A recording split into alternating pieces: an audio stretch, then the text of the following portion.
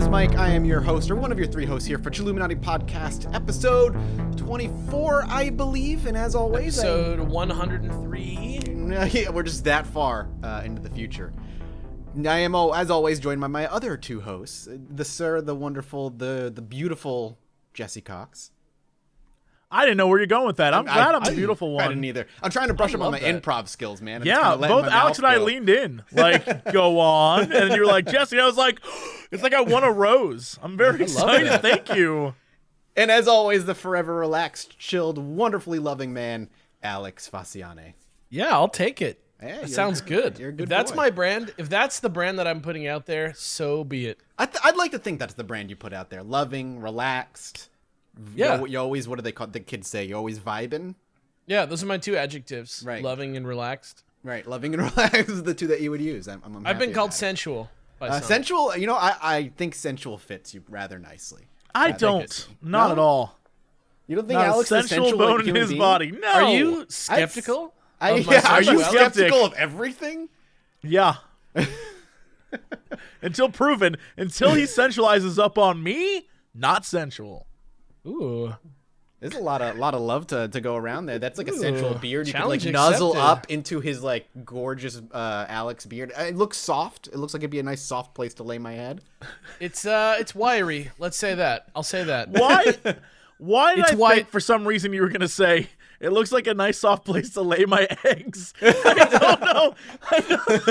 I was expecting it. Like, yeah, of course. I can't give away my alien origins yet. It's too early. Oh, well. For that.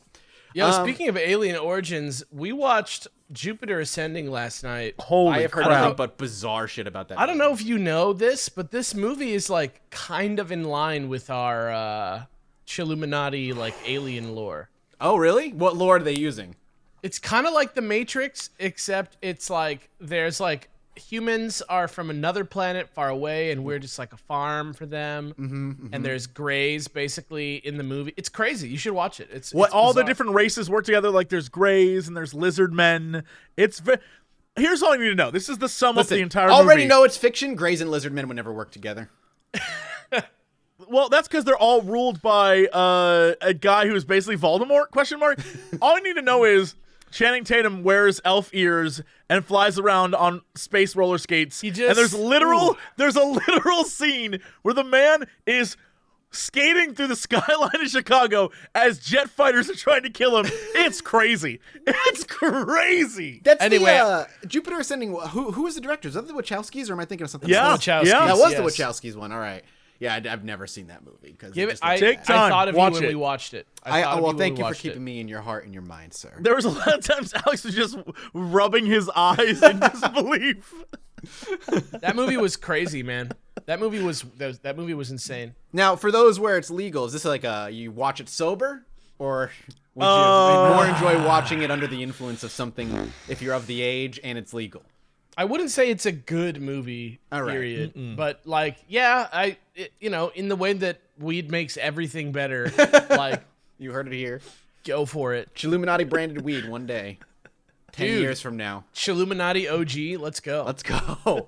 Who's that brave entrepreneur who wants to take the plunge? Somebody in my Discord the other day said they wanted a weed delivery service called Drug Hub instead of Grubhub. Drug Hub? I said that's like $1 million idea. Just somebody needs to It take already it. exists, especially here in LA. Does it already exist? Yeah.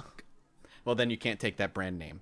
Yeah, Alex, are you literally Googling the rights to Drug Hub?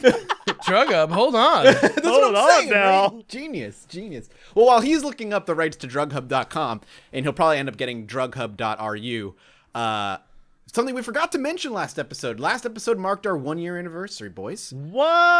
Oh my Yeah. goodness. What? 1 year. 1 year of doing Chilluminati. We hit the average of one episode every 2 weeks. We had like 24 episodes go live, including the mini stuff. And it's just a fun little thing to think about. That's already been a year of us talking about weird and mean and evil shit. Look at been us. great. But today is a day where we re-dive into what we talked about last week. Now, we kind of covered the basics of it last week, what missing 401 is, the kind of the criteria that they kind of need to fit in order to fall into those mysterious missing people's cases. We read a couple of them, though I firmly believe the ones that we read last one had enough excuses beyond, something bizarre going. Yeah, going if you haven't listened to the last episode, you should go listen to it because it covers a lot of what we're talking about. Yeah, because we're not gonna talk about any of that stuff really heavily today. I handpicked two of my favorite cases from the book, The Missing 411 from the West Coast. One takes place in the Yukon territories up in Canada, and the other one takes place in California. I figure that's a nice little tie-in for YouTube boys who live out that way.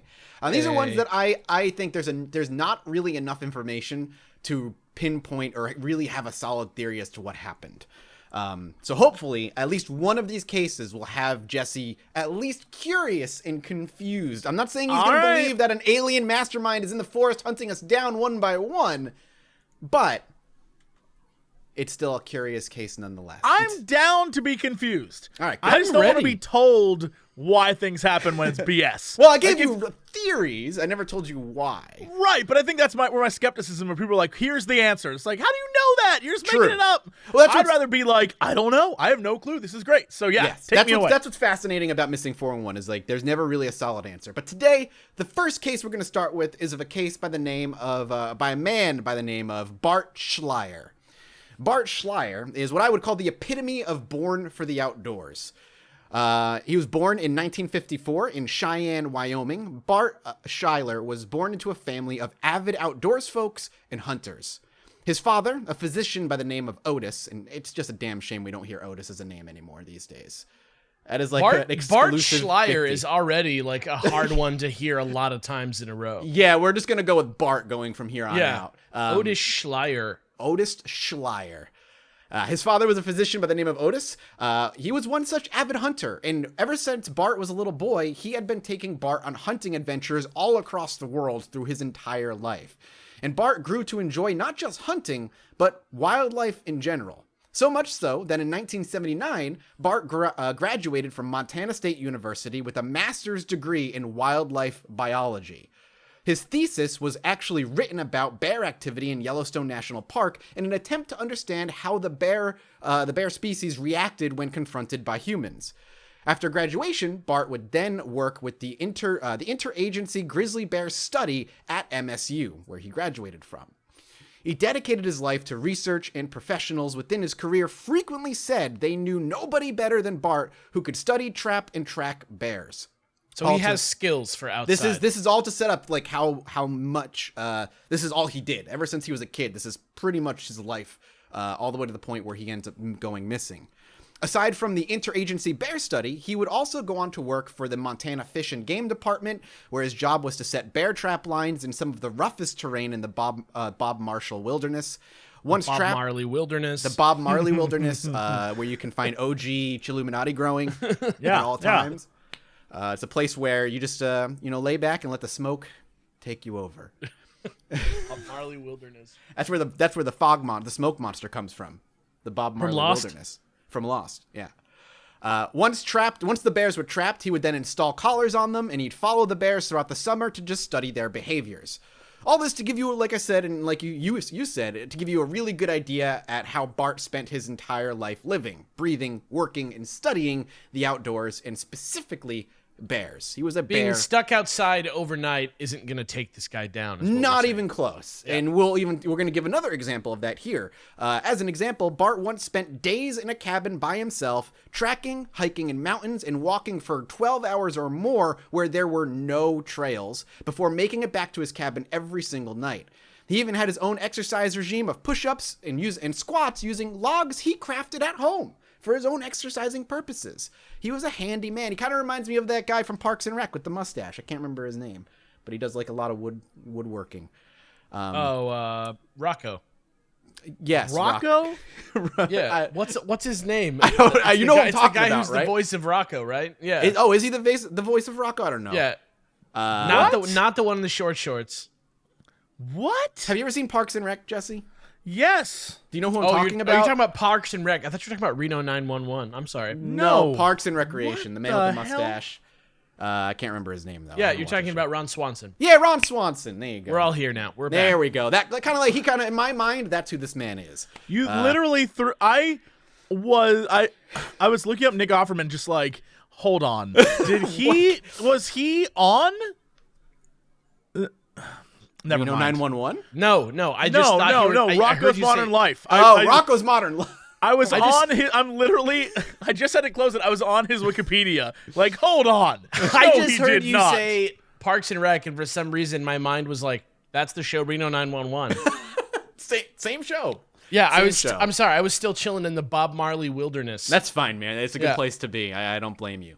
But the point of it is, like, he crafted his own exercising tools for his daily regimens. Bart was a ripped gentleman. At one point, he even moved to Alaska to study taxidermy, which would eventually lead him to Russia to study Siberian tigers, also collaring them, tracking them, and studying them, where he would meet his wife, Tatiana, and they would eventually have a son named, and all our video game boys are going to love this. Guess what they named their son? Link. What? No. Mario. Artyom. Artyom. Artyom. Metro. Sure. The you're dude from Metro- Metro? Yeah, the main character from Metro. That was the name of his boy, Artyom. Artyom. I think What you is mean up with everybody? RTM. Artyom. Or Yeah. if you have you played Exodus and the guy who's voice acted by Toonami Man, who I never No. know what his voice. Steve Bloom. It might be Steve Bloom. He's from the old Toonami. Yeah, hey, I'm Steve. I talk like. Yeah, He's I the have only voice. one with an American accent in that. He's whole Spike Spiegel. game. Yeah, Yeah, exactly. Anyway, all of that is the exact reason that Bart's disappearance on September of 2004 is very, very strange. On September 14th, 2004, Bart arranged for a float plane to fly him into Wait, Reed time out, Lakes. time out. Yes. Yes, hello. The fact that Okay. he's good at going out into the woods means that it's strange he disappeared in the woods.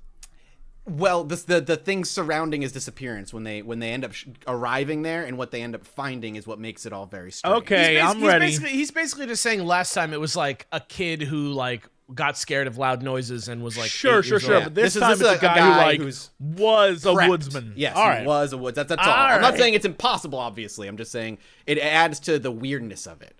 Okay. So, on September 14th in 2004, Bart arranged for a float plane to fly him into Reed Lakes. These lakes are about 110 miles east of the Alaskan border, 5 miles west of Klondike Highway, and 10 miles south of McQuestion, Yukon. There are 4 lakes in the Reed Lakes chain, the largest being 1.25 miles long and similarly wide. The lakes are isolated from the highway by a river, and travelers cannot get to the lakes unless flown in, to give you just an idea of the isolation that these lakes kind of impose. On this trip, Bart not only took his tent and supplies, but also an inflatable raft to meander throughout the lakes and explore the area and do his studying. That sounds so nice. Just to get away Oh my god, yeah. for a few days. Yeah, man, the peace and quiet of the woods. If the woods didn't scare me, I would go out there alone all the time. But there's just no way. There's just no way in hell. After diving into this hole, there's just absolutely a negative chance in hell that I would ever go out into the woods by myself. No way. It's too easy to get lost, clearly. But so when David, the author of the book that I'm pulling a lot of these cases from, actually inquired about the wildlife in the area, he was sent to a man named Rick Fernell, who had over 25 years of experience as a wildlife biologist for the Yukon Territory specifically, which is where Bart went, and that's where Bart ended up going missing. Rick knew about the Bart case and openly wondered why Bart would even go there. The fishing isn't good, and the wildlife was supposedly very sparse. There were many other areas in that similar zone that had some incredible fishing and wildlife that made Reed Lakes look like a terrible place to go if that's what you're going for. But nonetheless, Bart had gone missing there, so there was where he'd end up searching. Bart had scheduled the float plane to return to pick him back up on September 28th, which was only 2 weeks after he had been dropped off. And when the pilot arrived, what they found was confusing to say the least. So he'd only been there for 2 weeks total. Okay. The first thing they noticed was Bart's tent. It was knocked down, but the pilot was unsure by what. Small explainable detail in my opinion, but still interesting. Weather, wind, anything could have knocked it over, depending on how long ago he ended up going missing. Yeah, an abandoned campsite is a tough thing to be like, there was a struggle. Yes, of course. Yeah, in the wilderness especially. Near the tent itself, he found Bart's backpack with bear spray, along with his VHF radio and his knife. Strange to leave these behind if he was going to go on a hike, especially considering his history and what he was prepared for. The pilot continued to search, shouting for Bart, but with no reply. After a bit of searching, the pilot left the area and contacted the RCMP, which is the Royal Canadian Mounted Police, who would later contact his friends thereafter. After having reported him missing, the RCMP, after reporting him missing to the RCMP, rather, they did a flyby over the Reed Lakes. And then that was literally all they did, which is kind of the first strange thing. They didn't use any... Good old Wallace. We love him. He's such a sweet boy. Yeah, he's a sweet, sweet boy. See, it's actually good. Alex could never go missing with Wallace by his side. If you think except about in the wilderness, Wallace would just be like, I'm out. He would just... I miss my warm apartment and my couch. Yeah. So the RCMP, all they did was a flyby over Reed Lakes initially, and then that was it. No search teams, no gridded searching or any of that stuff, no FLIR cameras, nothing. They just flew over. That was it. Bart's friends, once they were informed that he went missing, would also go to the site he disappeared at, and the first thing they did after searching the original campsite is they immediately searched going across the lake, directly across the lake from where his tent was. Here, they actually found his inflatable boat, which apparently RCMP never found. It's frustrating that the RCMP didn't even check that. That's kind of bizarre that they would do a flyover and they wouldn't even find his inflatable boat literally floating on the other side of the lake that he went missing on. And remember, this lake is only about 1.25 miles wide and long. So they find it on the other side of the lake. Correct. The friends go to the other side of the lake from where the tent was, and there is sitting his inflatable boat, just sitting in the lake, right there. He left his knife? His knife, his left backpack, his his radio? bear spray, and his radio back at the campsite. VHF radio is two-way, right? I could not tell you. I don't know. I didn't do the research on what a VHF radio, if it's two-way or one-way. Okay. But while you Google that, continuing on what they found. So they found the inflatable boat. 60 feet inland from where the boat had been found, they also found a bag full of gear that he had taken. And leaning next to the bag on an adjacent tree was Bart's bow and arrows. All of which, the bag supplies, the bow, the arrows, none of them have been disturbed. Nothing in the bag had been taken out and opened. Everything seemed to have just been left there, like he plopped it down and then that's it. It did look like that he had at least been calling moose in the area from whatever evidence that the friends claim that they have found. That they believe what he did was he went across with the supplies to call moose to possibly study them or what have you. So they confirmed it's a two-way radio. Okay, it is a two-way radio. That would not be something that I would leave my camp with. Yeah, that seems like kind of a mistake. So the friends, after finding this stuff, they continued searching the area. And not terribly far from that bag and the bows and arrows that they found more evidence of Bart. His camouflage face mask that had a trace amounts of blood on it. And after that, after they found that, they recontacted the RCMP to return to the scene. And on October 3rd, 2004, just another few days after he had been reported missing, which is just over 2 weeks, the RCMP returned to Yukon and Reed Lakes en masse and performed a grid pattern search in an attempt to find Bart, which in my opinion is super bizarre, like just bizarre in general. And I can't obviously speak for them, but why wasn't that something they had tried to do the first time? Why'd they only do a flyover? And then days later, after the friends found more evidence, that they started to do the grid search? It just doesn't, that's really weird.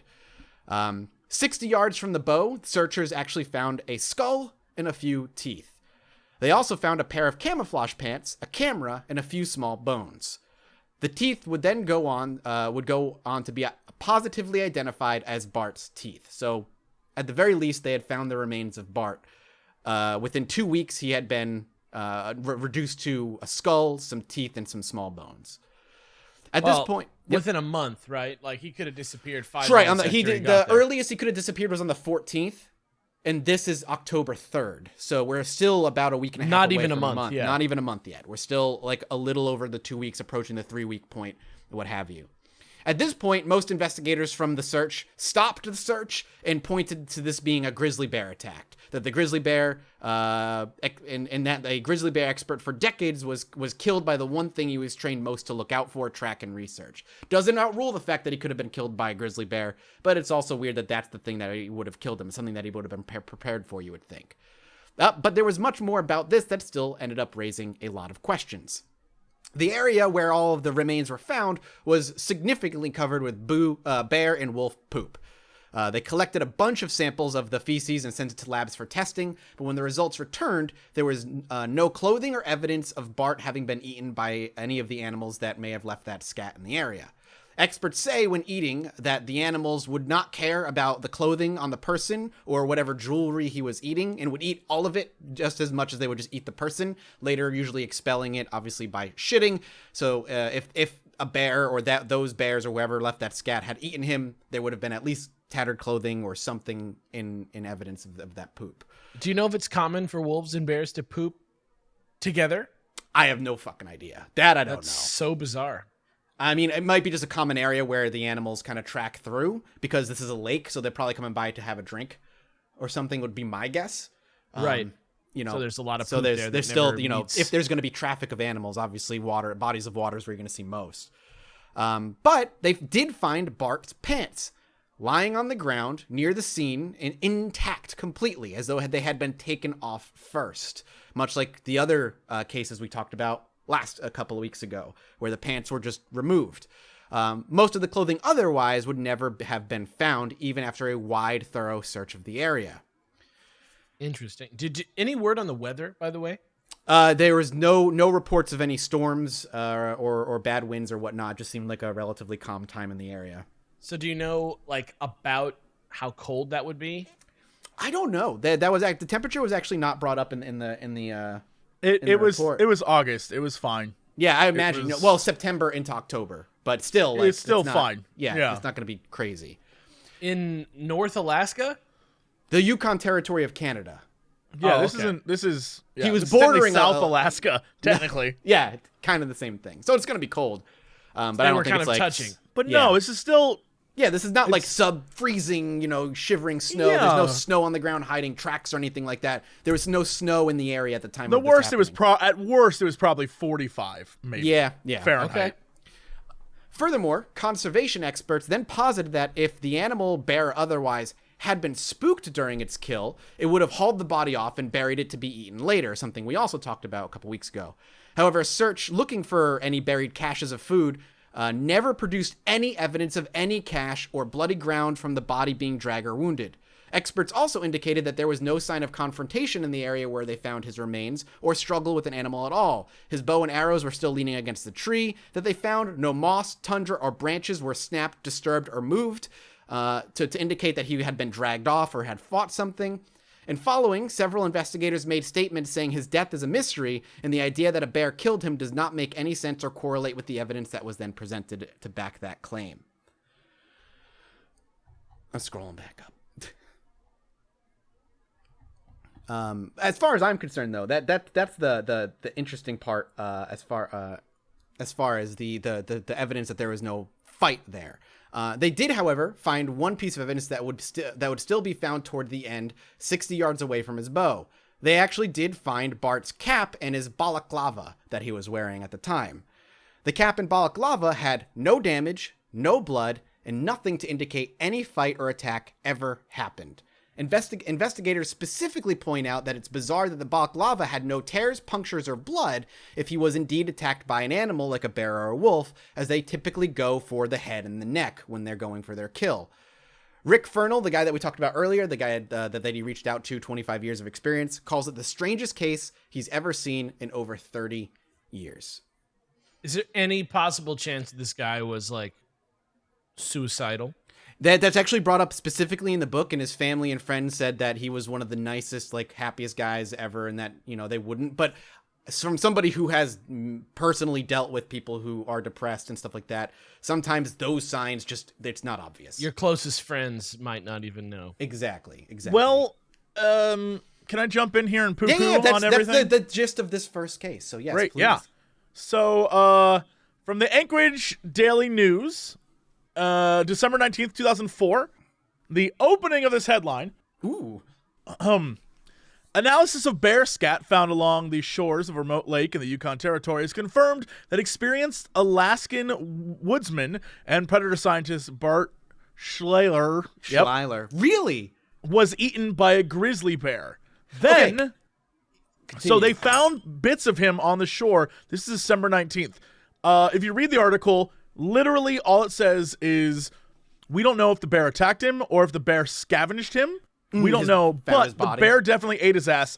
However, they talked with a bunch of researchers, and one of the guys lays out like a really interesting thing here. He says, Like a potential scenario? yeah, he says, because they said, could a bear have actually snuck up on him? And he says, could a bear have snuck up on him? give me a break. They're quiet. Nobody's above that, even if he's super skilled. Smith recounted an experience of another knowledgeable hunter and bear researcher studying bears along the Katmai coast several years ago. While the man was watching bears in front of him, another eased up unnoticed within feet behind him. The scientist, Smith said, nearly had a heart attack when he got up to move, turned around, and discovered there was a bear within arm's length. The bear the bear, in this case, may have been responding to the fact that he was using a moose call, literally shouting to everyone in the area, hey, I'm a moose, come eat me. And that if a bear was stalking a moose, perhaps he might have even been quieter. So it's not hard to imagine the bear would have killed him. Pants being off and there being no blood on his clothes. Well, even this guy says, at the end, though, we may never know what actually happened, but currently what they do know is that a bear eventually ate him. At some point, a bear ate him. A grizzly bear ate him. That does fit in line with some of the bones that were found, had marks of, like, teeth chips on them to indicate that other animals had at least feasted on his corpse. Yeah, at some point, what they're saying is, at least in the article, got to him. that a bear ate his body, and then whatever was left, other animals came and ate the rest. So interesting. Whatever happened to him, eventually a bear got him. At least that's what the Alaskan Daily News says, or Anchorage Daily News. The Anchorage It's still that, but that's even more interesting to me because of the fact that he didn't have it, like, he didn't have pants on, he didn't have his like Baclava area on his neck thing was just on the ground, nothing on that. And then there's trace blood on his face mask. His camouflage face mask that he was wearing was the only piece of clothing they found that had any blood, and it was only a tiny, tiny bit. I mean, I would love to know the area, because in my mind, I doubt he's out in the open, right? Yeah. Making moose calls. So I would imagine he had a camo hood on, or like the mask on, and was like hiding in a bush maybe. And he could have gotten up to go pee. Who knows what could have happened? He could have like gone to take a shit somewhere. I mean, like, if he was, who knows? the other kind of weird scenario, if he was hiding, like you said, in a tree or something, what if he like just had an accident and he fell? That's another thing they brought up in the article, is that it's very possible either he had an accident, fell, hurt himself, and a bear just got him because he was on the ground. And then at that point, a bear can drag you anywhere because you can't fight back. He could have got robbed even. Like sure. He's Somebody else in the area, yeah. He's somewhere so remote that, like, even if Hill somebody, people, man, they will get you. Yeah, I mean, even if somebody did, like, just like land a plane and like roll up on him, like, what could he do? Like, I feel like it's possible that like somebody just like came and killed him and took off, you know? I mean, yeah. That's what these are so interesting, because there's so many different scenarios that fit. It's so weird that he didn't have his VHF radio on him, that was left back in camp. The fact that bear spray was left back at the camp, you'd think he'd keep that, and just to be safe, his knife also being left back at the camp, like a melee weapon of defense. You feel like you would have those on them, especially, but you know, as Darkest Dungeon also said, his confidence is a slow and insidious killer. Maybe he was just too confident in his own abilities and was like, I'll be fine. Very possible, because yeah, it could have been one of those things where he left some stuff on the other side and he was like, I'm just going to go over there for a minute and do this. Who knows? There's a million possibilities. Yeah. But for all the weird stuff that happens in a national park, they're like, could it be aliens? I think this is the most, like, probably just something terrible happened to this guy, and it's really unfortunate that a bear then ate the man. Like, that sucks, but I don't think it's, government conspiracy. It at least confirms that his body was there. Yes, at the very least. So that leads us into our next missing person, Stacey Arras. I don't know how you say that last name. It's Arras. That's probably a good guess. Maybe? Yeah, Stacey Arras. So Stacey Arras, on July 17th, 1981, she was a 14-year-old girl. Her and her father would join a group of 10 people and a guide for a trip through High Sierra camps on horseback. After a full morning of riding on the first day, the group would stop for lunch at Upper Cathedral Lake before heading out to their first night stop on Sunrise High Sierra Camp, approximately 3 miles southeast of Tenaya Lake, and about 1.5 miles from the Sunrise Lakes. Where is this? I'm sorry. This should be California. This is California. Gotcha. I believe it's Northern California, but towards the Sierra Nevada mountain. Yeah. This trip that they were taking on horseback paralleled Highway 120, about a mile of it southeast. After arriving at the night stop, Stacey had complained that she was feeling achy from riding all day long. So, heading into the cabin that her and her dad were going to be sharing, she would take a shower and then head out for a short hike to stretch her legs a little bit. They were at an elevation of 9,200 feet. This is important because at this elevation, trees are sparse, few and far between, and instead, exposed granite would be what met her. But that meant incredible viewing distance for everybody and great, great, great sightseeing because you have very little in the way to see beyond and see the mountains and forests. Yeah, it's like a balcony, basically. Yeah, more or less. You're just looking at absolutely gorgeous terrain. And I'm jealous. I would love to see stuff like that. One of the ones that was also going the trip was by a man by the name of Gerald Stewart, who was 70 years old. He would be going along on this hike with Stacy when she went to go stretch her legs. Old man did it again. No. And there's a reason it's not him. Don't worry. It would be a short 1.5 mile hike to Sunrise Lakes where she was going to go, across giant slabs of granite with small clusters of trees here and there. After a few minutes, though, poor old Gerald got tired and needed a sit down. His legs were hurting and he needed a break. But Stacy would continue on. The hike was a short one after all, and Chris Grimes, the trail guide for the trip, was also there. And he looked up about 50 yards up the hill and saw what would become the last sighting of Stacy ever again. According to him, she was standing on a large boulder, was staring off into the distance, and then quite literally walked into the sunset, with no trace or sight of Stacy to be found or seen ever again. So they didn't even hit the 1.5 miles. They were on that 1.5 miles. They were on that walk. Yep, and she was just like, I'm gonna finish it. Yeah, she's like, the old man was gonna stay, and so she was like, they agreed, and she's like, I'm gonna keep going. And the trip guide was also there too. And he saw her standing on top of the hill on a boulder. She walked into the sunset, and then when he continued, they both continued on. She was never to be found. From there, a massive search for Stacy began that would last 9 days, over 8,000 man-hours, 57 hours of helicopter search time, and 4 separate agencies to pile on the case, and not one single clue about where Stacy went or ended up ever turned up. The search cost them in total $99,845 in 1981. So that's quite a bit of money. Yeah, that's quite a bit of money today. At this point, it's really important to mention that this is where the weird stuff comes up. At this point, it's important to mention that David, Paul Eads, the author of the book, reached out countless times during his research to the NPS, the National, Protection Services, for records on missing people, and they always provided the files he asked for, which is legally allowed under the Freedom of Information Act, which states that the Freedom of Information Act, for those who don't know, is a federal freedom of information law that requires the full or partial disclosure of previously unreleased information and documents controlled by the United States government upon request. The Act defines agency records subject to disclosure, outlines mandatory disclosure procedures, and defines 9 exemptions to the statute. This was signed in Lyndon B. Johnson back in 1966. I'm just going to go through it a little bit more so people fully understand kind of the depths of all this. As indicated by its long title, the FOIA was actually extracted from its original home in Section 3 of the Administrative Procedure Act, and then was kind of made its own thing.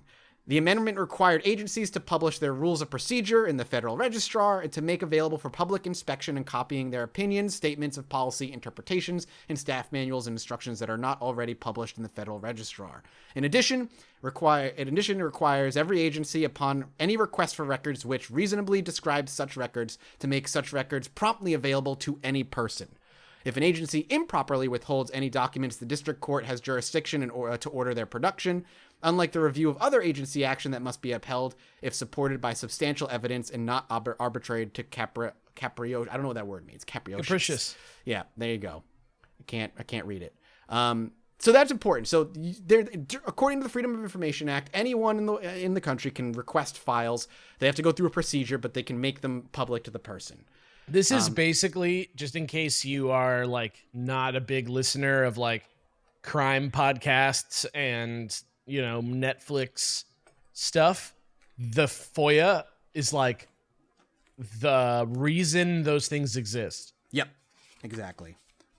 So it's important for when, doing research on things like this, especially. So the reason this matters and the reason this is important is because, much like he had in many other cases, he reached out and requested the files on Stacy. But before he even got any official response from the government, he was called by a special agent of the National Park Services by the name of Special Agent Yu. from Yosemite, and who then proceeded to ask him a bunch of questions. Why was David requesting this case?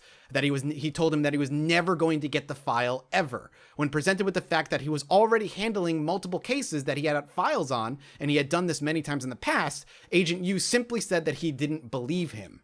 He then urged Agent Yu to call the FOIA administration in Denver. Charis Wilson was the name of the person he requested him to call to confirm that he was saying is accurate. And the agent merely replied saying that there were no suspects in the case of her disappearance. The case is still classified as missing persons, and there were no leads, and there is no apparent sign that the classification will change in the near future. But that was important because he just confirmed to David that she was classified as a missing persons case. So David then went on to say that she wasn't listed in the National Center of Missing and Exploited Children, and he once again was told that he didn't believe him. He would then go on to be fully denied the case files. He would try again in 2011 and would be denied again.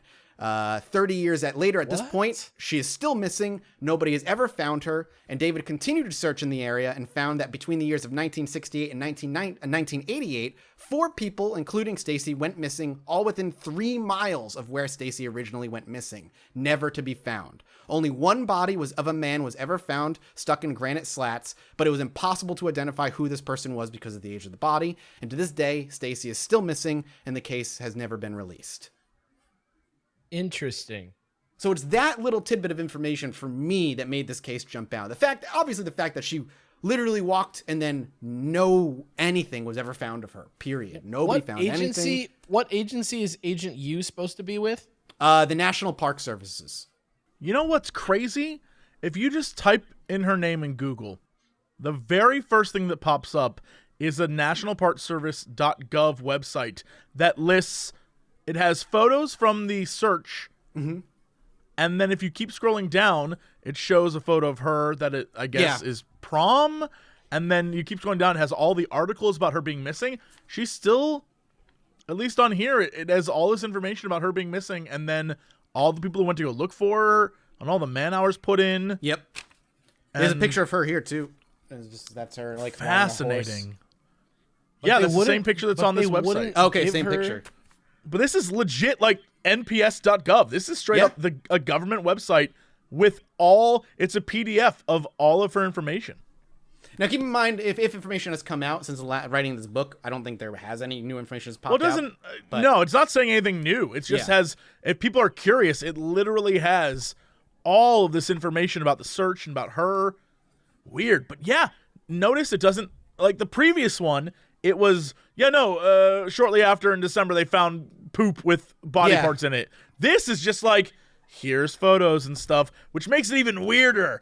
Yeah. I like this one. This one is creepy. I like this. So the other people that were missing in the area, let me give you that little bit more tidbit of information. Missing people in the area, Stacey Aris disappeared in timeline. September 8th, 1968 in Tenaya Park, 2 off-duty San Jose police officers found a man's body in a crevasse. The body was never identified. Tenaya Peak is approximately 1 mile directly north of Sunrise Lakes, where Stacy disappeared. May 25th, 1976, Snow Creek Trail. En route to May Lake, Jeff Estes disappears. On a map, you could draw a straight line through Sunrise Lake, Tenaya Lake, and May Lake, each almost equally distant apart, approximately 1.5 miles. July 17th, 1981, Stacey Ann disappears, which is Stacey Ann Arras disappears, which we just walked to.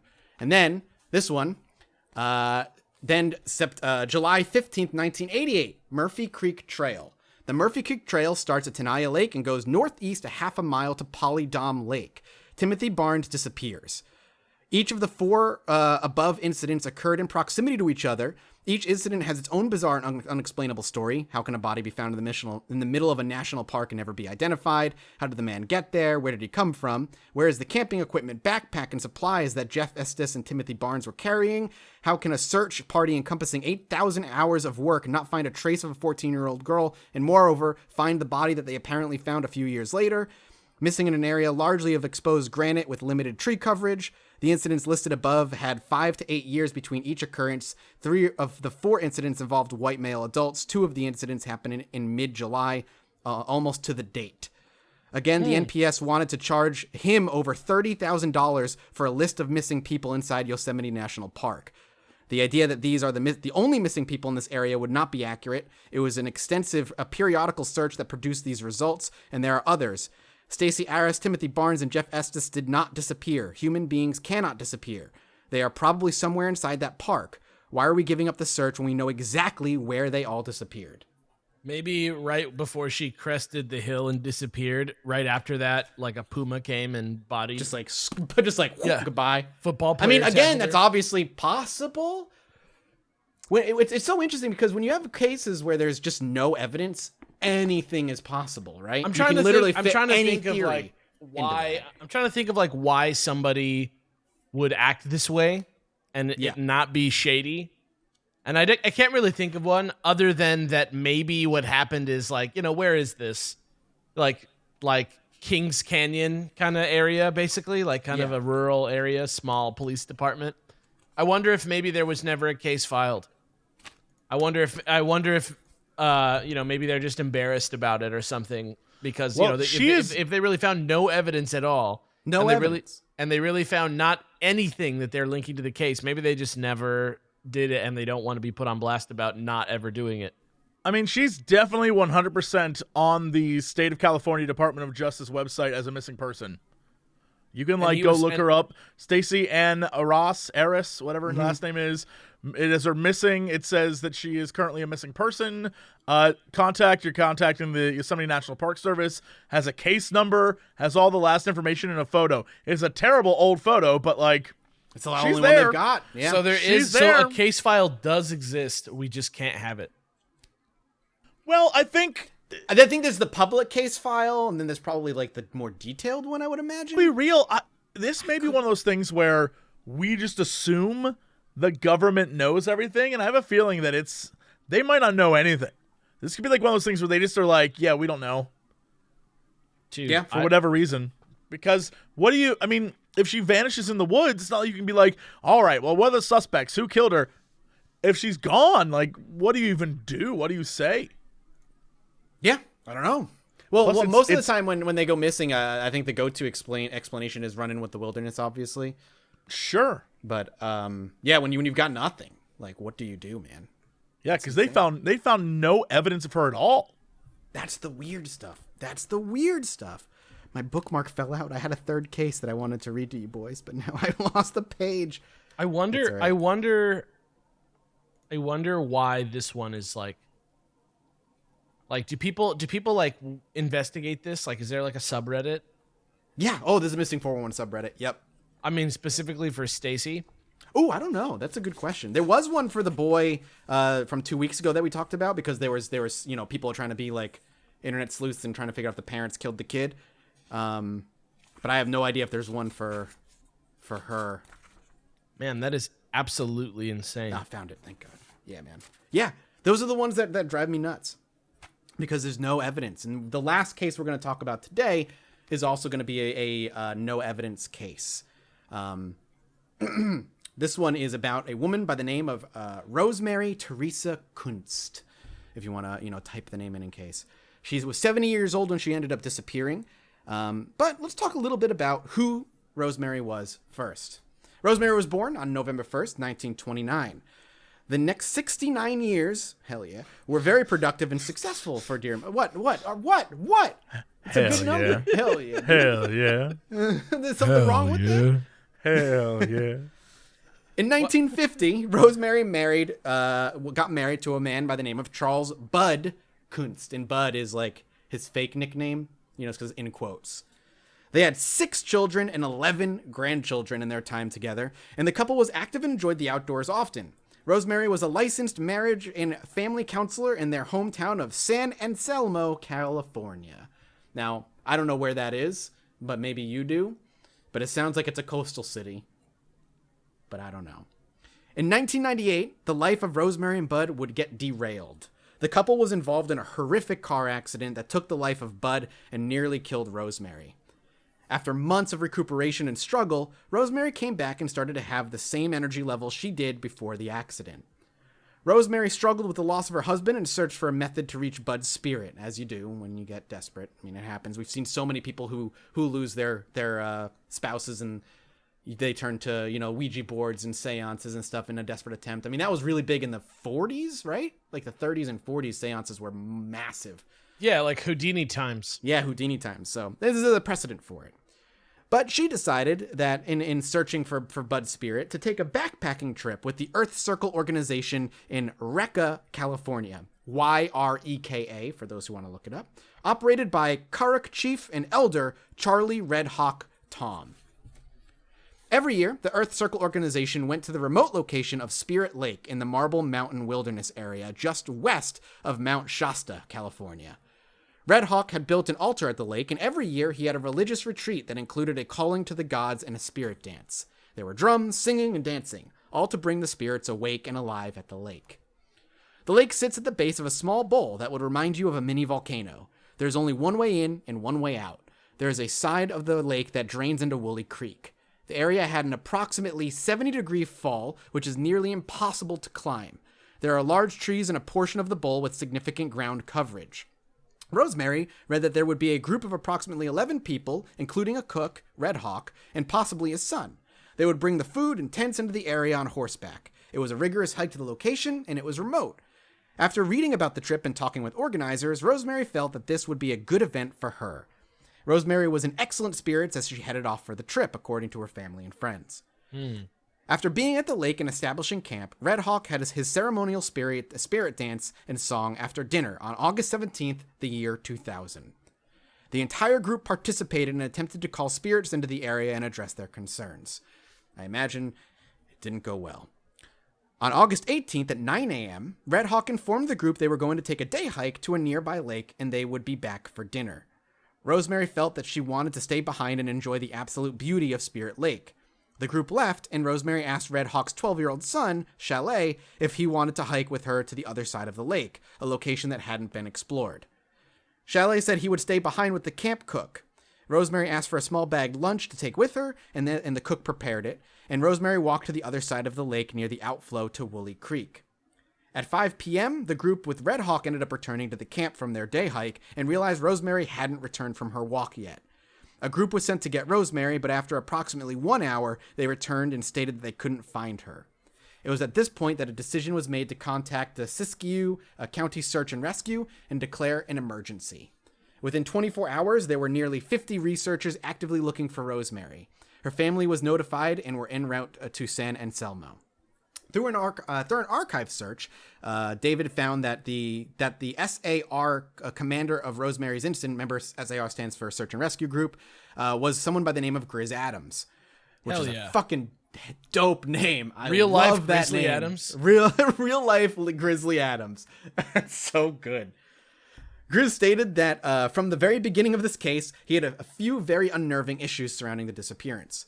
The first issue was that the south end of the lake where Rosemary disappeared did not have a path where a 70-year-old woman could walk out of the lake basin. If she wanted to leave the lake, she would have had to walk by the cook and Chalet, which was the kid, which she never ended up doing. Another major issue was Rosemary's age. People confirmed that she was in excellent shape, but even a 25-year-old in excellent shape isn't going to exit Spirit Lake through the south exit without ropes and climbing gear, because of just the way it's all set up. Grizz explained that the Marble Mountain Wilderness area has split jurisdiction, and this disappearance was in Siskiyou County.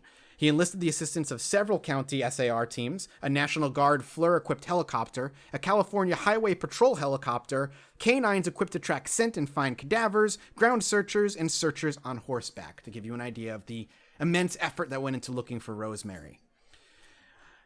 As we, what was that? I'm just saying... No, okay, gotcha. As we talked about, as the two of them talked about successes and failures of this search in particular, it quickly became apparent that there were far more failures than successes.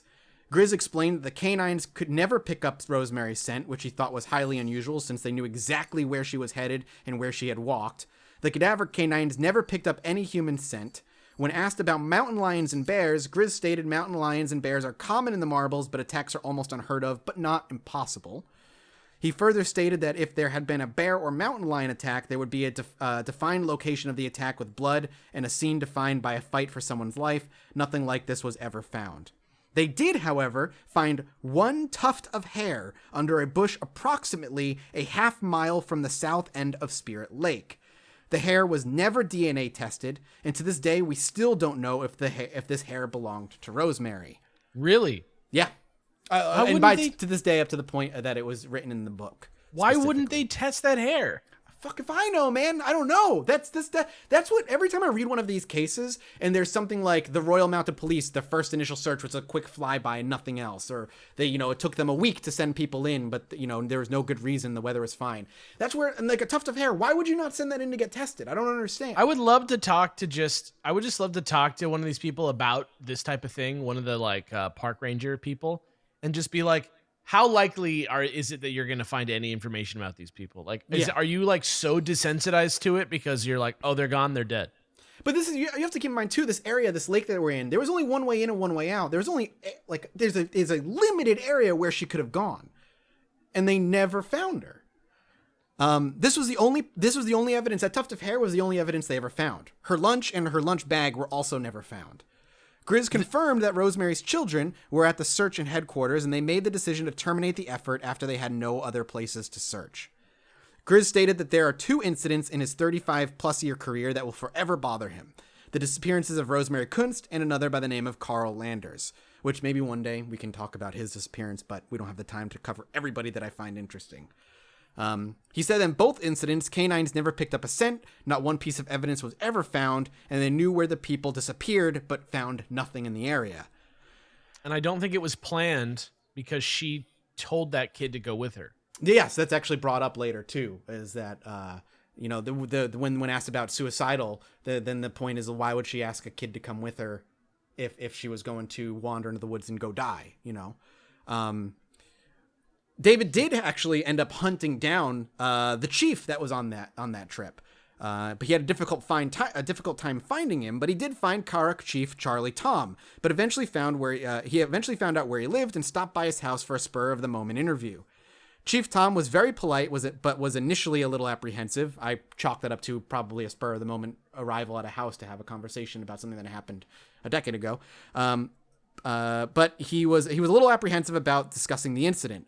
Once he understood that David already had considerable knowledge of the situation, he started to talk. Right. He confirmed that they did conduct a spirit dance at this altar the night before Rosemary disappeared.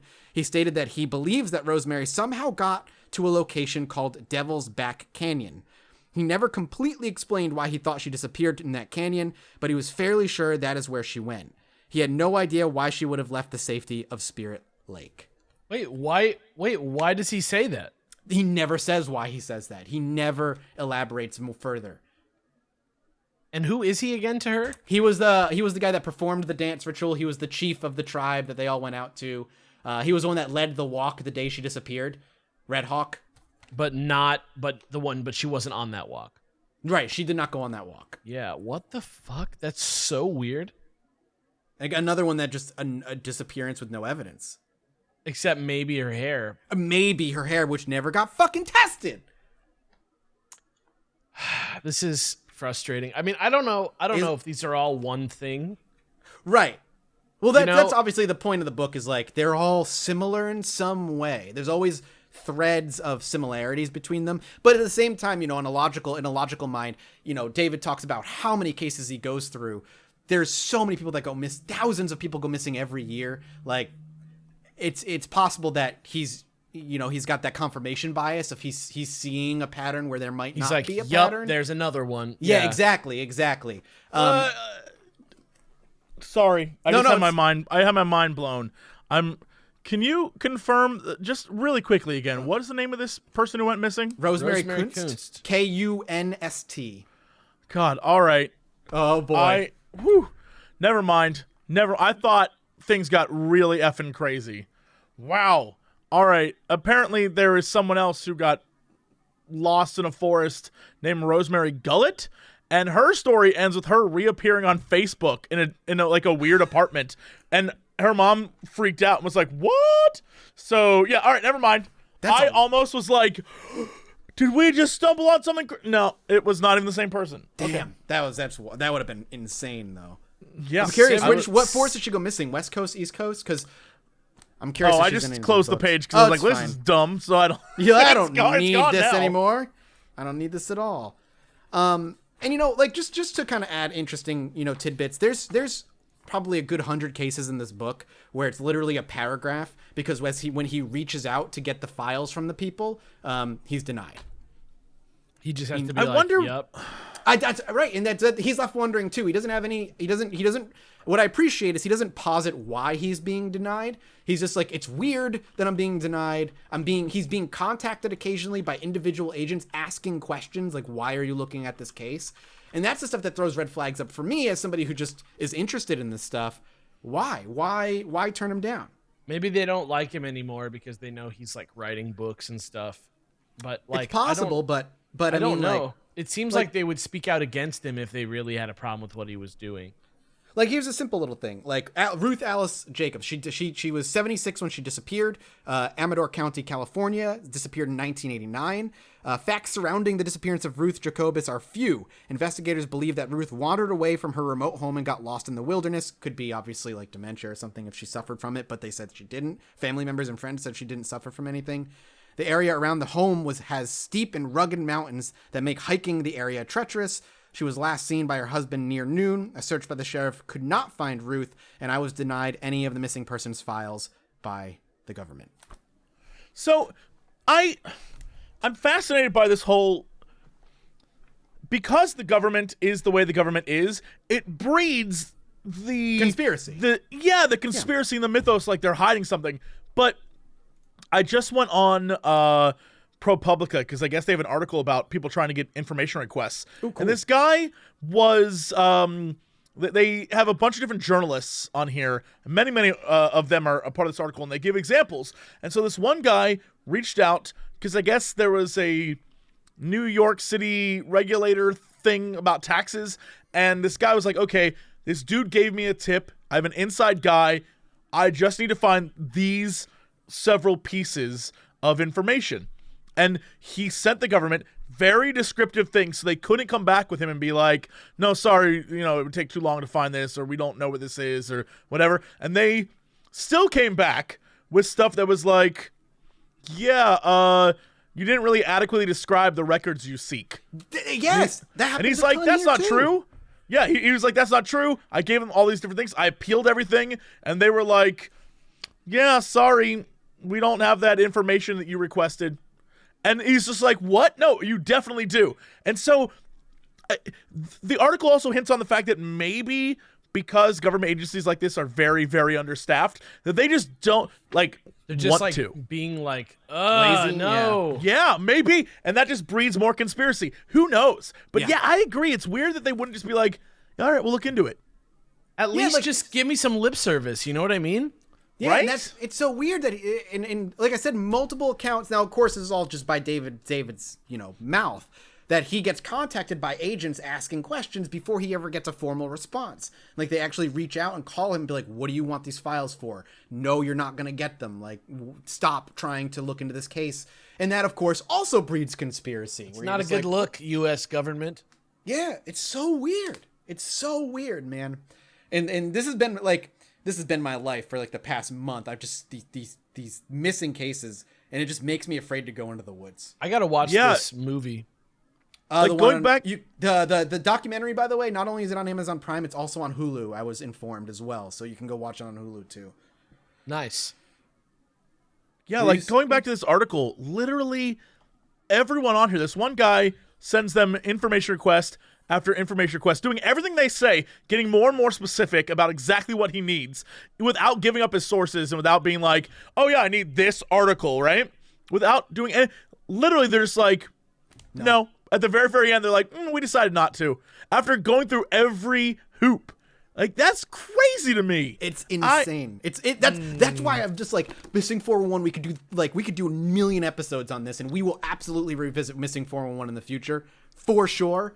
But because there's some interesting shit to talk about. I'm waiting for the moment. See, look, this is all great for weird mysteries, but where's the moment where we finally transition to the fact that, like, oh, it's because there's a gateway to another reality in the national parks? See, if I was to think, because there's so many different Those theories usually line up with the ones where they went this way and they ended up like they found their body in the exact opposite direction, and that's where people like step through. We could do some if you want to do another one in 2 weeks. I'll pick those out. You know what I mean?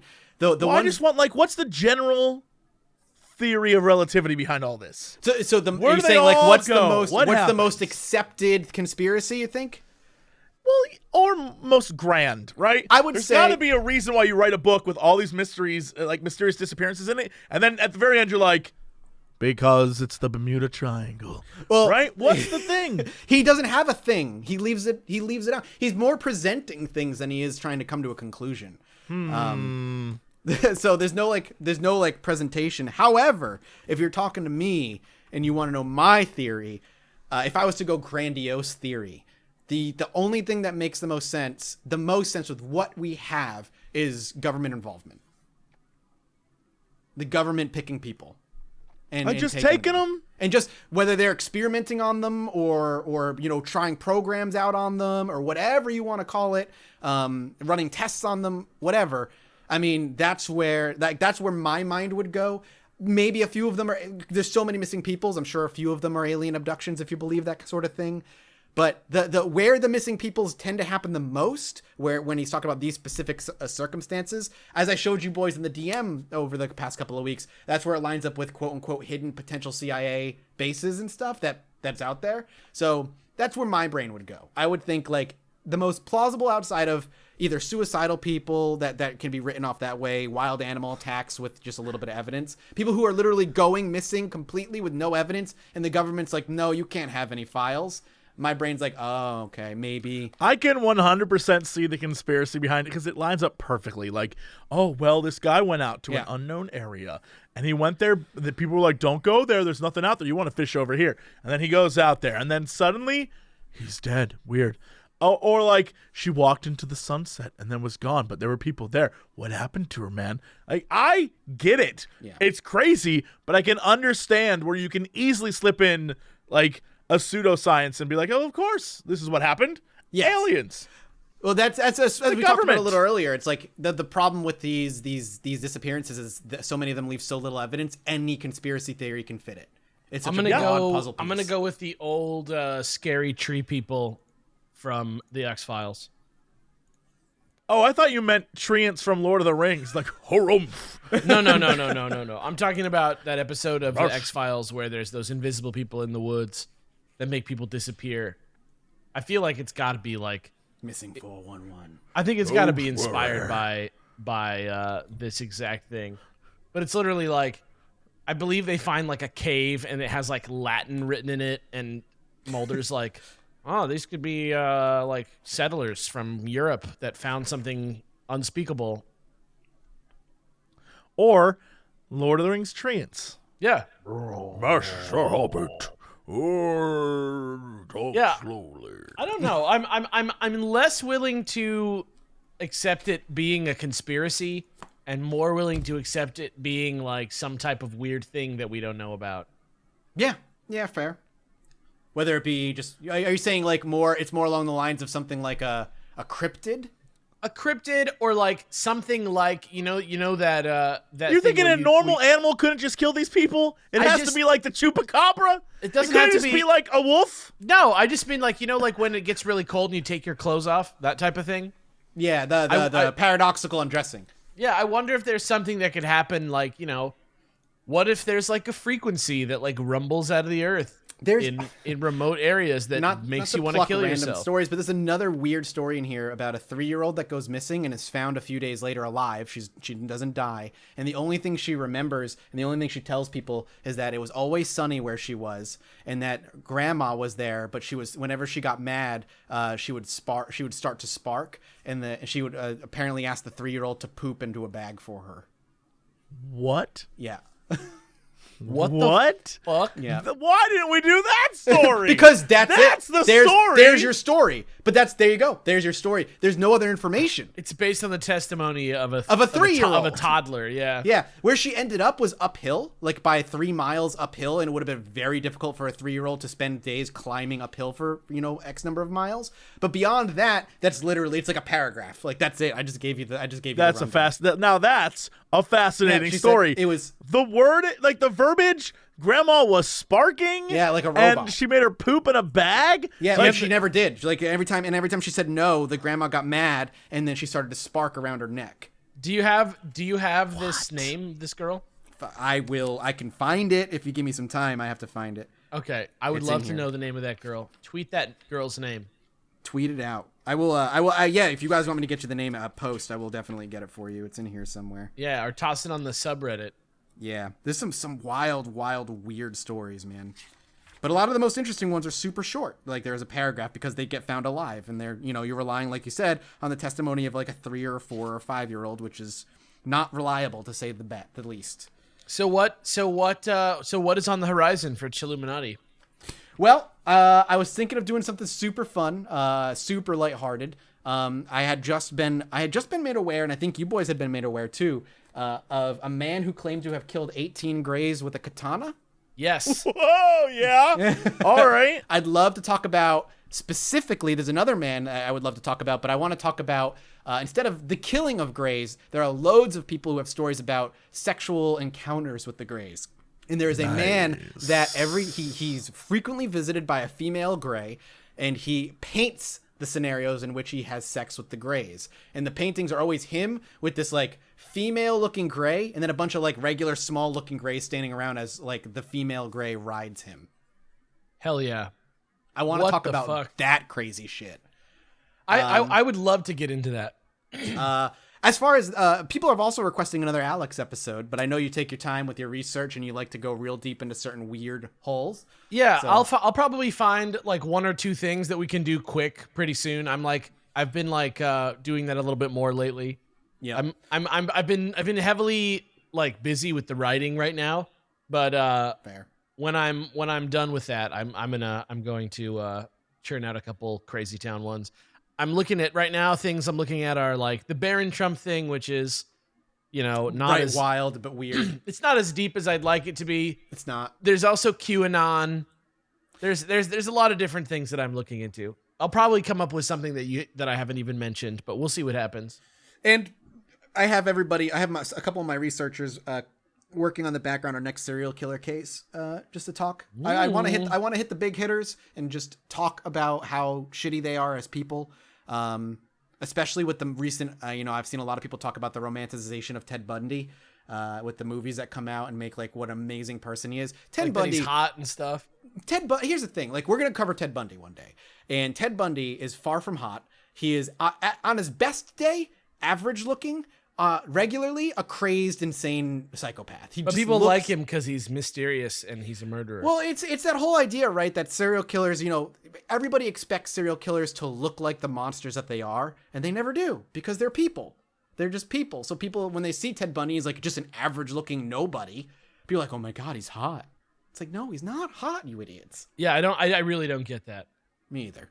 I hate it. He's a piece of shit who was an empty husk of a human being who could do nothing to make himself feel normal, so he just became a despicable monster.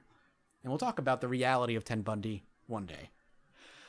Beyond that, that's what I've got for you. 3 cases, handpicked by yours truly. I hope you guys enjoyed those cases. Delightful. Guys, buy our clothes. Buy the things that we have available. We're going to be seeing a new attire soon. We're looking, I reached out to the Yeti, and we're talking about getting a hoodie. People have been desperate for hoodies up on Chilluminati. Right. All you twisted paranormal people walking around the streets. Hell yeah, dude. Represent. Your glowing hoodies. You know what I mean? Get those glowing hoodies. Let people know about the podcast. We are still like on knocking on the door of 700 5-star reviews on iTunes. So drop us some reviews if you love what we do. And as always, if you want to talk to us directly, you can. I'm Matt This Games on Twitter. Jesse Cox is his namesake on Twitter, and Alex is his namesake with Fazione A. Yeah, find me. Find me out good there. Stuff. And the subreddit is dope. Go check out the subreddit. Yeah. Please tweet me your crazy bullshit. Post your crazy bullshit. Please. I think that's it. Jesse, you got something? You look like you want to say something. Post your crazy bullshit. I want I want more stories that are like, and then grandma sparked her neck and told me to poop in a bag. That's what I want. I want more of that. That's crazy. I love that If you're a missing 411 person that went missing and came back. If Mulder is I want to believe, Jesse is I want to believe. Yeah, I want to agree. believe, kind of. Yeah, I want you to blow my mind. I want, like, and then I took this photo of Grandma pooping in a bag, and I was like, well, you've been dead years, Granny. I want that. Yeah. All right. Well, that's it for us for this episode of Chilluminati. You're right, Alex. You look like you're just exhausted. I'm looking at my list of topics that I've been like slowly compiling research on, and I'm laughing at myself. That's all. Yeah, I mean, my pile of research is mostly alien focused. I'm reading a couple alien books right now, so I'm excited to talk about that stuff again. But before we do any serious alien stuff, I really want to talk about the dude who bangs aliens and paints them. I can't wait to hear more about this guy. Oh, it's great. It's so good. But that will wrap it up for us today. This has been a Chilluminati Podcast, episode 24. We love you guys. And Peace we'll out. see you soon. Bye-bye. Bye. Bye.